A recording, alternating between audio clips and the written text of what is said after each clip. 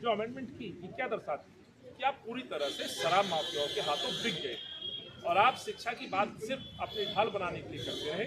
सही मायने में आप पैसा कमा रहे थे, अपनी पार्टी को बड़ा कर रहे थे, अपने मुख्यमंत्री को पैसा इकट्ठा करके दे रहे थे और जिसमें आप पकड़े गए।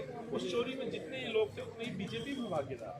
अन्यथा ये सवाल मैंने कई बार पूछा है, 8 एमएलए, 7 सांसद और लगभग 200 से ज़्यादा इनके पार्षद हुआ करते थे, याद होगा, और 3 मेयर थे, उस समय 3 कॉर्पोरेशन, जबकि भाजपा का संयंत्र कार्यालय यहाँ पे, भाजपा के प्रदेश अध्यक्ष भी थे।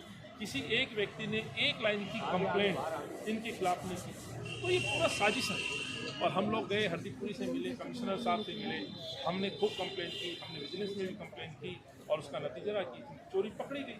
और मैं इसको दावे के साथ कहना चाहता हूँ, ये सिर्फ और सिर्फ कांग्रेस की देन है कि भ्रष्टाचार पे यदि किसी ने कुठाराघात किया तो कांग्रेस के कार्यकर्ता।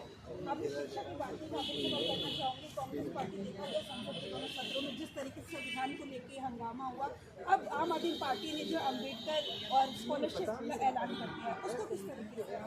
देखिए, जो लोग आज़ादी से पहले और आज़ादी के बाद से कभी राष्ट्र के ध्वज को गले नहीं लगाते थे, आज वो लगाने लगे ना, राजनीतिक मजबूरियों की वजह से आज वो सब कुछ करने के लिए तैयार थे। लेकिन उनकी कथनी करनी और जो उनके मन के जो पाप, जो उनके भेद हैं, वो सामने आ चुके हैं। वो ना कभी बाबा साहब को मानते थे, ना बाबा साहब के कभी संविधान को मानते थे। ये वही लोग हैं जिन्होंने बाबा साहब के संविधान की प्रतियां जलाई थी, उसके खिलाफ आंदोलन किए थे और आज वो कहते हैं संविधान की पूजा करते हैं। देश के प्रधानमंत्री जी और बीजेपी के प्रधानमंत्री उसको माथे से लगा करके उसको चूमते हैं। सो ये सिर्फ दिखावा है, खोरी, बिल्कुल कोरी राजनीतिक कदम है। जैसे राष्ट्र ध्वज को आप आरएसएस भी मानने लगा है। सो राजनीतिक मजबूरियों से ये जरूर अपना रहे हैं, लेकिन सच वही है, बाबा साहब के संविधान को ना मानने वाले लोग आज बाबा साहब को भी खुल के अपमानित करने का काम कर रहे हैं। और ये वही एक सोच है जो उस समय आज़ादी से पहले भी देश के लोगों के खिलाफ खड़ी थी और आज फिर उन्होंने की। भाई मैंने फ़ोन किया था आपको भाई। 12 बज चुके हैं, रात के 12 बजे मैं कोटा से नई दिल्ली रेलवे स्टेशन पहुंचा हूँ। देख सकते हैं नज़ारा।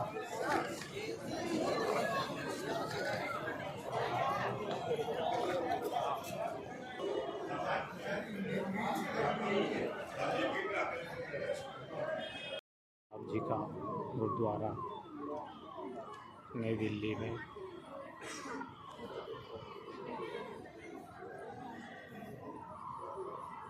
आज कितनी संगत यहाँ पहुँची है, आप देख सकते हैं। बहुत लोगों की यहाँ पर सेवा होती है, अन्न बढ़ता है, सबको रहने के लिए स्थान दिया जाता है।